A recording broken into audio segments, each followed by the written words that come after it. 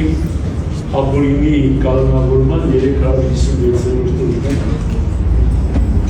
10 օրենու կդարանը արդեն մեկ տարի։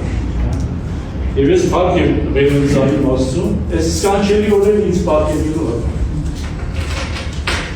Սկանչելի օրեն։ Բացառությամբ առաջին Ադյանի դատարանի իմ ինտելեկտի խոշտանման մեր սիրելի դատակարգույքով։ Մնացած բոլոր օրենքը սկանչելի օրեն։ Մտքի, հոգու հանդարտության,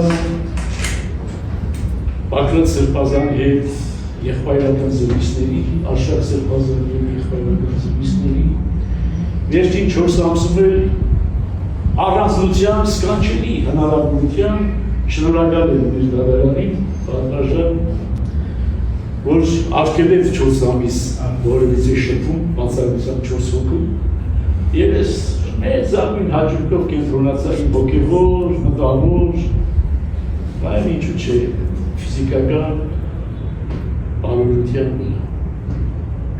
Եվ ես ուզում եմ իմ սիրելի ժողովրդին ասում, որ իրապես սա ձևական չեմ ասում, ոչ էլ Բակրատ Սրբազանի ձևական ասում, մենք իրապես սկանչելի օրեր ենք անցկացրել։ Իմ կյանքի լավագույն օրերն են։ Լավագույն օրերն են։ Եվ ոչ մի մտահոգություն չունես։ Ոչ մի մտահոգություն չունես։ Հոդդ քեզանից խլված է, դու իրավունք չունես քո հոդով զբաղվելու, զբաղ իրավունք չունես որևիցե մի հարցով զբաղվելու, միայն մտածի աղոթելու, հոգևոր խաղաղության, անցերծանության, քո անցած կյանքը վերլուծելու, վերածելու։ Ընդհանրապես դրանով փառք եմ ուզում, ասում, այս սկանչելի հնարավորության համար։